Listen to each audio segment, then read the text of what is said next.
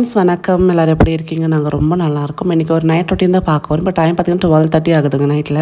So எனக்கு இன்றைக்கி கொஞ்சம் நிறைய வேலை இருக்குது. காலையிலேருந்து பார்த்திங்கன்னா நம்ம ஒரு சில வேலைகள் வந்து பெண்டிங்கில் இருந்தது. அதில் மெயின் பார்த்திங்கன்னா ப்ரொவிஷன் வந்து எடுத்து வைக்கிறது. வாங்கிட்டு வந்துட்டோம், அது இன்னும் எடுத்து வைக்கல. பட் இப்போ பார்த்திங்கன்னா வெளியில் நல்லா வந்து தூறல் பொஞ்சிட்டே இருக்குது. ஸோ மழை வரப்போகுதுன்னு நினைக்கிறேன். ரொம்ப ட்ரிஸ்லிங்காக நல்ல கிளைமேட் சில்லுன்னு இருக்குது. ஸோ கொஞ்சம் நேரம் எங்கள் பால்கனியில் வந்து இந்த அழகான அந்த நேச்சர் ரசிச்சுட்டு அப்புறம் போய் நம்ம வேலையை ஸ்டார்ட் பண்ணலாம். மழை பெய்கிறப்போ நல்ல சில சிலுன்னு காற்று வரப்போ நம்ம பால்கனின்னு பார்க்குறது ரொம்ப சந்தோஷமாக இருக்குது எனக்கு. ஸோ உங்களுக்கும் இந்த மாதிரி பிடிக்கும் அப்படின்னா மறக்காமல் கமெண்ட் பண்ணிக்கோங்க. ஸோ நாங்கள் பார்த்திங்கன்னா லோக்கல் சூப்பர் மார்க்கெட்லேருந்து ஒரு மாதத்துக்கு தேவையான மளிகை பொருள் வாங்கிட்டு வந்தோம். அதை இப்போ எடுத்து வைக்க போகிறோம். மளிகை சாமானை வாங்கிட்டு வரது ஒரு பெரிய விஷயம் அப்படின்னா அதை எடுத்து வச்சு நீட்டாக ஆர்கனைஸ் பண்ணுறது பெரிய டாஸ்க்காக இருக்கும். அதே மாதிரி தான் துணி துவைக்கிறது ஈஸியாக இருந்தாலும் மிஷின் துவைச்சாலும் நம்ம அதை எடுத்து காய போட்டு மடித்து வைக்கிறதுல பெரிய டாஸ்க்காக இருக்கும். அந்த மாதிரி சிறு சிறு வேலைகள் நமக்கு கொஞ்சம் இரிட்டேஷனாக இருந்தாலும் வேறு வழி இல்லாமல் பண்ணித்தானே ஆகணும் அப்படின்ற மாதிரி தான் இருக்கும். ஸோ அதில் பெரிய வேலை பார்த்திங்கன்னா எல்லாத்தையும் பிரித்து டப்பாக்குள்ளே கொட்டி வைக்கிறது. பட் அதை பண்ணிட்டோம் அப்படின்னா அந்த மந்த் ரொம்ப ரிலாக்ஸ்டாக இருக்கும். இல்லைன்னு வச்சுக்கோங்களேன், கரெக்டாக காலையில் ஸ்கூலுக்கு சமைக்கிறப்ப எல்லாத்தையும் ஓப்பன் பண்ணி கட் பண்ணி போகிற மாதிரி இருக்கும். ஸோ கொஞ்சம் ப்ரீ பிளானிங்காக நம்மளுக்கு தேவையானதெல்லாம் எடுத்து நம்ம பாட்டிலில் கொட்டிக்கலாம். ஸோ நான் பார்த்திங்கன்னா எல்லாமே வந்து ஒரு மாதத்துக்கு ஒரு அளவுக்கு வாங்கியிருக்கேன். நிறைய வந்து இப்போ கொஞ்சம் கொஞ்சம் சேர்த்து வைக்கிறேன். எதுக்கு அப்படின்றது நான் உங்களுக்கு அடுத்தடுத்து சொல்லிகிட்டே வரேன். ஒரு பெரிய அச்சீவ்மெண்ட் ஒன்று பண்ணணும் நம்ம லைஃப்பில். ஸோ அதுக்காக நிறைய சேவிங்ஸ் தேவைப்படுது. அதுக்காக நிறைய விஷயங்களை கட் பண்ணி நிறைய சேவ் பண்ண ஆரம்பிச்சிருக்கேன். அதை கண்டிப்பாக அச்சீவ் பண்ணதுக்கப்புறம் உங்களோட ப்ரௌடாக ஷேர் பண்ணிக்கிறேன். அப்போ தானே மற்றவங்களுக்கு அது இம்பாக்டாக இருக்கும். எந்த விஷயமா இருந்தாலும் நம்ம செய்ய போகிறோம் அப்படின்னு சொல்கிறத விட செஞ்சதுக்கப்புறம் இப்படி செஞ்சுருக்கேன், நீங்களும் முயற்சி பண்ணி பாருங்கன்னு சொல்லி ஒரு சின்ன தூண்டுதலாக இருக்கிறது ஒரு பெரிய விஷயமா இருக்கும் இல்லையா? ஸோ அந்த மாதிரி தான் லைஃப்பில் எல்லாருக்குமே நான் சொன்ன மாதிரி பக்கெட் லிஸ்ட் அப்படின்றது இருக்கும் இல்லையா? உங்களுக்கும் இருக்கும் இல்லையா? உங்களுக்கு இதெல்லாம் சாதிக்கணும், இதெல்லாம் எனக்கு லைஃப்பில் வாங்கணும்க்கா, இதெல்லாம் அச்சீவ் பண்ணணும்னு சொன்னால் எது சொல்வீங்க? வீடு அப்படின்றது எல்லாரோட கனவாக இருக்கும். அதை தாண்டி வேறு எந்த விஷயங்கள், சின்ன சின்ன விஷயங்கள் நம்ம இன்னும் லைஃப்பில் என்ஜாய் பண்ணாமலே இருந்திருப்போம். அந்த மாதிரி சிறு விஷயங்கள் இன்னும் கூட நான் பார்க்கலக்கா அப்படின்னு நீங்கள் எதை நினைக்கிறீங்க? மறக்காமல் கமெண்ட் பண்ணுங்கள். ரேவந்த் பிறந்தப்போ எனக்கு வளகாப்பு அப்படின்றது ஒரு பெரிய கனவாக இருந்தது. ஏன்னா எனக்கு அதாவது வளகாப்பு நடக்கிறதுக்கு முன்னாடியே ரேவந்த் பிறந்துட்டான். ஸோ யார் வளகாப்பை பார்த்தாலும் ஐயோ நமக்கு நடக்கலையே அப்படின்னு எனக்கு தோணும். அதுக்கப்புறம் தான் எனக்கு 11 இயர்ஸ்க்கு அப்புறம் அந்த பாக்கியம் கிடச்சிது. ஸோ நம்ம என்ன வந்து யூனிவர்ஸ் கிட்ட கேட்குறோமோ அது கண்டிப்பாக நம்மளுக்கு கொடுக்கும். கொஞ்சம் டிலே ஆகும், பட் இருந்தாலும் நடக்கும். அந்த மாதிரி தான் நல்ல விஷயங்கள், உங்களுக்கு தேவைப்படக்கூடிய விஷயங்கள் யூனிவர்ஸ் கிட்ட கேளுங்க. அதாவது அதை பற்றி நினச்சிக்கிட்டே இருங்க. அது கண்டிப்பாக நடக்கும்ன்ற நம்புங்க. கண்டிப்பாக ஒரு நாள் நடக்கும். ஸோ இவ்வளோ பெரிய விஷயம் நிறைய வந்து டாக்டர்ஸ் பார்த்திங்கன்னா இனிமேல் நீங்கள் வந்து ப்ரெக்னென்சிக்கு ட்ரை பண்ணாதீங்க, இனிமேல் உங்களுக்கு ஃபெயிலியராக தான் இருக்கும்னு சொன்னால் அந்த டைம் போய் ரொம்ப ஜம்முன்னு ஹெல்த்தியாக விவான் குட்டி லைஃப்பில் வந்தால் அந்த மாதிரி நமக்கு நம்பிக்கை ஃபஸ்ட்டு இருக்கணுங்க. எந்த விஷயமா இருந்தாலும் சரி, இப்போ வீடு கட்டுறதுக்கு இல்லை நல்ல வேலை வாய்ப்பு இல்லை நம்ம ஃப்யூச்சர் நல்லாயிருக்கும் அப்படின்னு நம்ம நினச்சா தான் அது நடக்கும் இல்லையா? நம்மளே டவுட்ஃபுல்லாக இருந்தால் வச்சுக்கோங்களேன், கண்டிப்பாக அதுக்கு ஒரு அட்ராக்ஷன் இருக்காது. நம்ம எதை நோக்கி நம்ம சிந்தனைகள் வைக்கிறோமோ அந்த சிந்தனைகள் கண்டிப்பாக ஒரு நாள் வந்து நிஜமாக மாறும். அதுக்கு வந்து விவான் ஒரு பெரிய எக்ஸாம்பிளாக நான் ஃபீல் பண்ணுறேன். நடுவில் 3 மிஸ்கர் ஆனப்போ லாஸ்ட்டாக வந்து நான் விவான் குட்டிக்கு ப்ரெக்னென்ட் ஆனப்போ டாக்டர் என்ன தெரியுமா சொன்னாங்க? 5 மாதம் இல்லை வெயிட் பண்ணுங்கள், ஸ்கேனை பார்த்துட்டு சரியில்லைன்னா அபார்ஷன் பண்ணிடுங்க அப்படின்னாங்க. ஒரு 5 மாதம் குழந்தைய அபார்ஷன் பண்ணிடுறது அவங்களுக்கு ஈஸியாக இருந்தாலும் ஒரு மெடிக்கல் ஃபீல்டில் அது வந்து சகஜமாக இருந்தாலும் ஆஸ் அ பேரண்ட்டாக ஒரு தாயார் நமக்கு அது எவ்வளோ கஷ்டமாக இருக்கும்.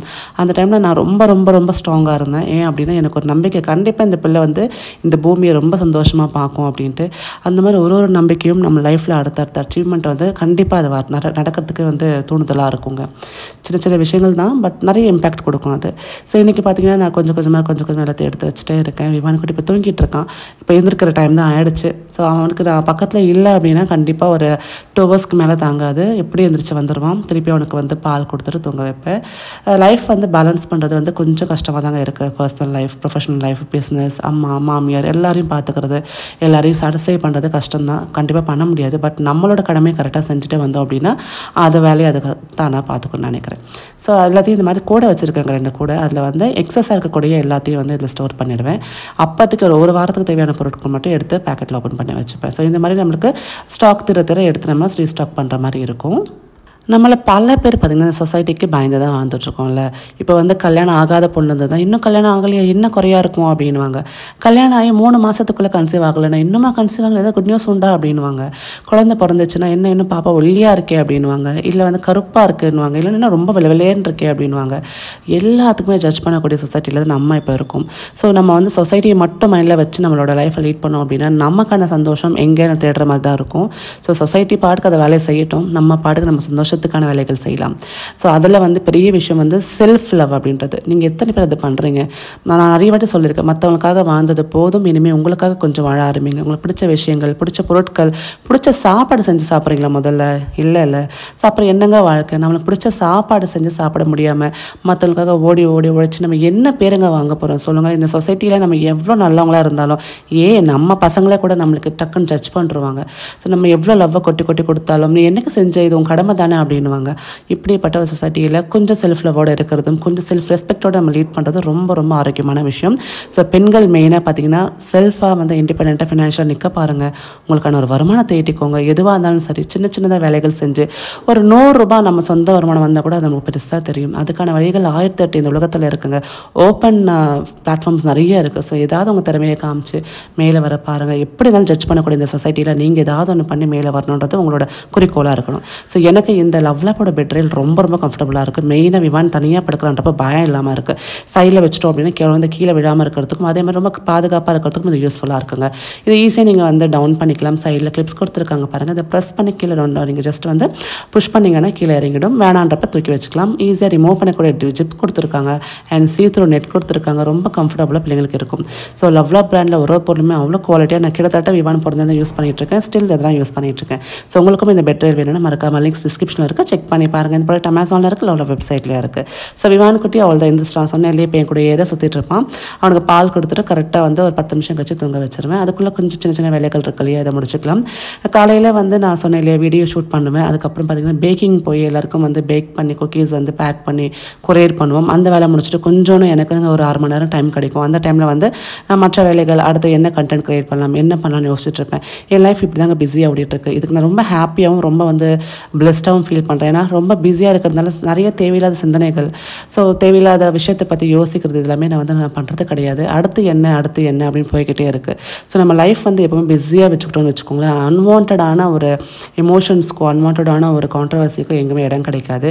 ஸோ நீங்கள் வந்து ரொம்ப ஓவர் திங்கிங்கில் ஸ்ட்ரெஸ்ஸில் ஃபீல் பண்ணுறீங்கன்னா ஃபஸ்ட்டு அதை கம்மி பண்ணுறதுக்கு நீங்கள் வந்து உங்களை டைவர்ட் பண்ணிக்க பாருங்கள்.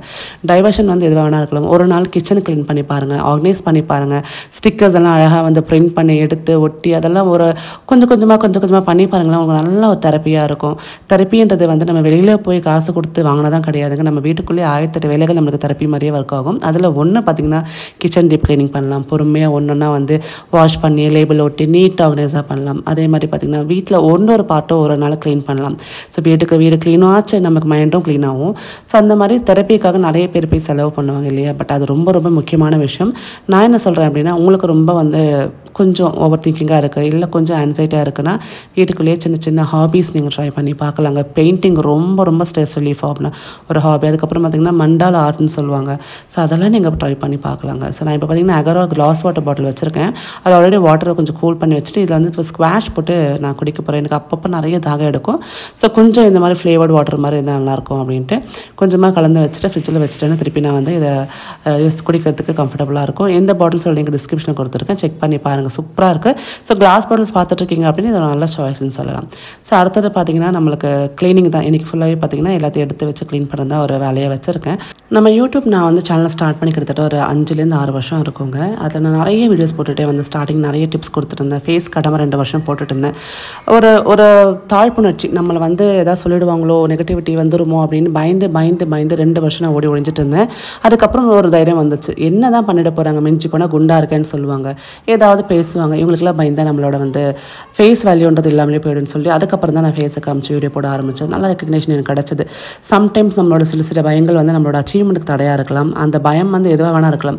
ஸோ உங்களுக்கு ஒரு விஷயத்து மேலே பயம் இருக்குன்னா அதை உடைக்கிறதுக்கு நீங்கள் அதை வந்து தாராளமாக பண்ணி பாருங்கள். அதுக்கப்புறம் அதுவே உங்களோட லைஃப் டர்னிங் பாயிண்ட்டாக மாறும் இல்லையா. ஸோ எனக்கு அப்படி தான் என்னோடய ஃபேஸ் வேல்யூ எனக்கு கிடச்சது பார்த்திங்கன்னா, நான் ஃபேஸ் காமிச்சு எனக்கு வீடியோ போட்டதுக்கப்புறம் தான். யூடியூப் மூலிமா நான் பிஸ்னஸ் வந்துச்சு. பிஸ்னஸ் மூலிமா வந்து நிறைய நம்மளுக்கு லைஃப் ஸ்டைல் சேஞ்சஸ் வருது. ஸோ எல்லா ஒரு அப்கிரேடுக்கும் எல்லா ஒரு முன்னேற்றத்துக்கும் ஒரு தைரியமான ஒரு முடிவு அதுதான் காரணம்னு சொல்லுவேன். ஸோ என்ன மாதிரி வந்து கொஞ்சம் ஸ்டவுட்டாக இருக்கிறவங்க ரொம்ப ஃபீல் பண்ணுறது பார்த்திங்கன்னா ஏதாவது சொல்லிடுவாங்களோ அப்படின்ட்டு. நான் திருப்பி சொல்கிறேங்க, நீங்கள் எப்படி இருந்தாலும் இந்த உலகம் உங்களை ஜட்ஜ் பண்ணுங்க. நீங்கள் ஒல்லியாக இருந்தாலும் ரொம்ப பேரழகியாக இருந்தாலும் உங்களை ஜட்ஜ் பண்ணும், சுமாராக இருந்தாலும் ஜட்ஜ் பண்ணும், ஒல்லியாக இருந்தாலும் ஜட்ஜ் பண்ணும், குண்டாக இருந்தாலும் ஜட்ஜ் பண்ணும்.